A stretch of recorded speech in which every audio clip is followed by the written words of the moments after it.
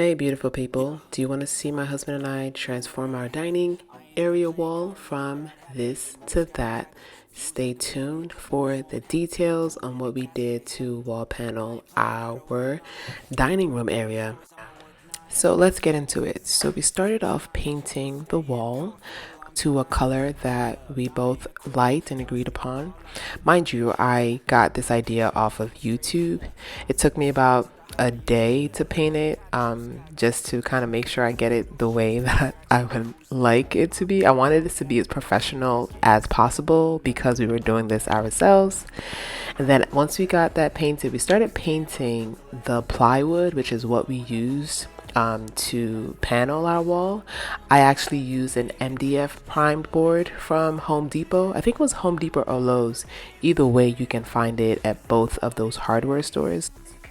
And also, you can either use the MDF boards, but they also had like the non-primed boards, but I preferred the primed boards because they just kind of gave a more cleaner professional look, and that was what I was going for.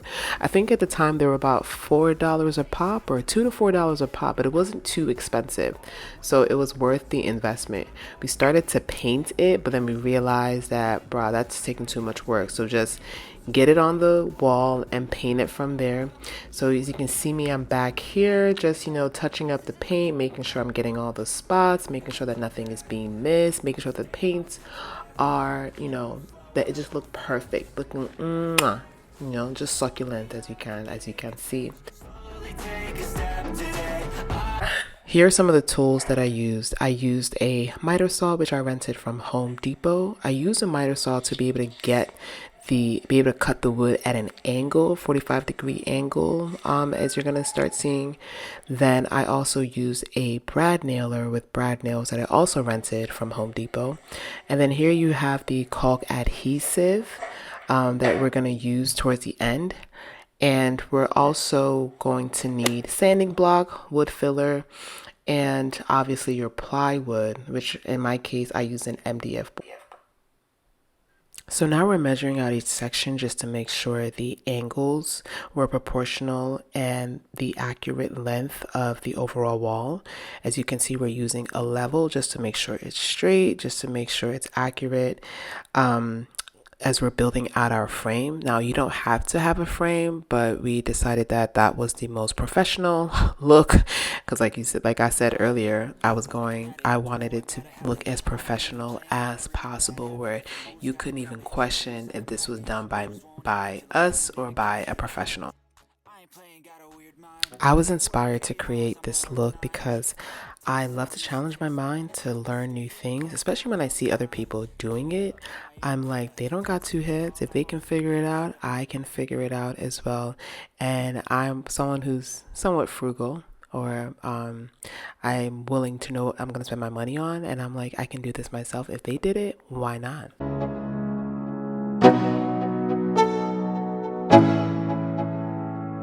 Let's go. Building out the frame was actually the easiest part. As you can see, you just needed 4 pieces of wood, cut them at a 45-degree angle, and just put them on the wall, nail them to the wall, and that was that. Now, as you can see, this is where the fun stuff all began. Okay, let's see, because I might need to mute that. Big picture, I'm a straight killer. Rising the song to the highest bidder. Got juice, got gas, I'ma move fast. New shoes, new tracks, like who's that?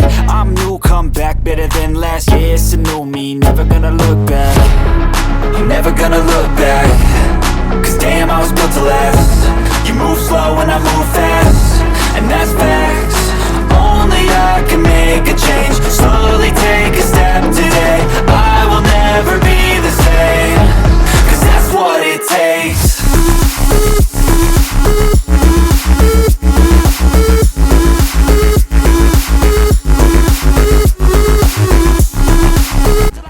So it's not complete yet, but don't it look good though? Like, I was so proud of us that we accomplished this ourselves.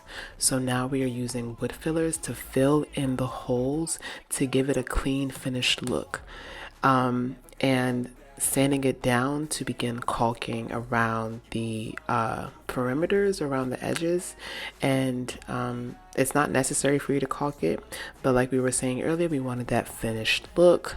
We're gonna get to the part where we were beginning to caulk it.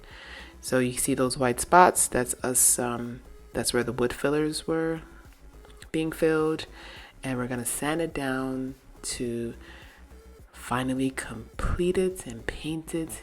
And I can't wait to reveal to you the final product. Let me know if you want me to do this for you. All right, so this is where the caulking was happening. We're just using our fingers. Make sure you have a paper towel. Make sure it's wet to be able to wipe off the excess, because it can get very messy. But hey, you get the final outcome that you're looking for.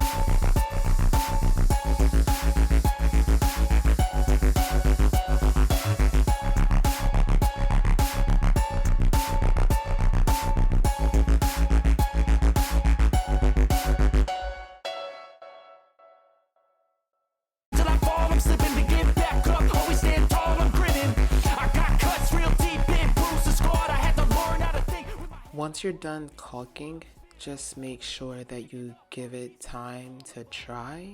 We decided to take a break and leave it overnight just to make sure it was fully dry before painting, because we tried to paint it while it was still a little bit wet, and that was not a cute look at all.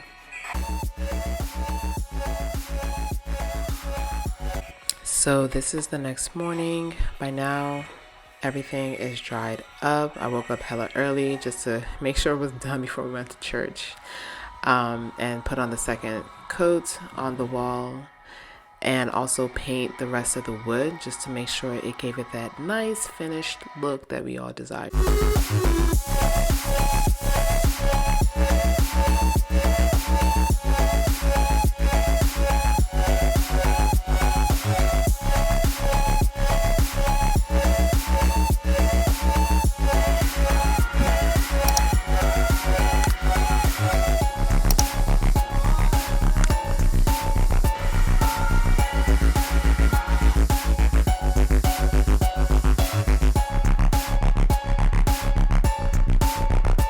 Just look at this beauty. Just nigga this tenanya. Just look at well. How beautiful is this? You can't tell me nothing. This wall makes me so proud. Me and my husband, like when we look at it, we're like, wow, we did this. Knowing that, you can create something so beautiful, just making that decision. So let me know in the comment section if you're going to try this out, or if you tried something like this. Thank you guys so much for watching my video. See you guys in the next video. Bye.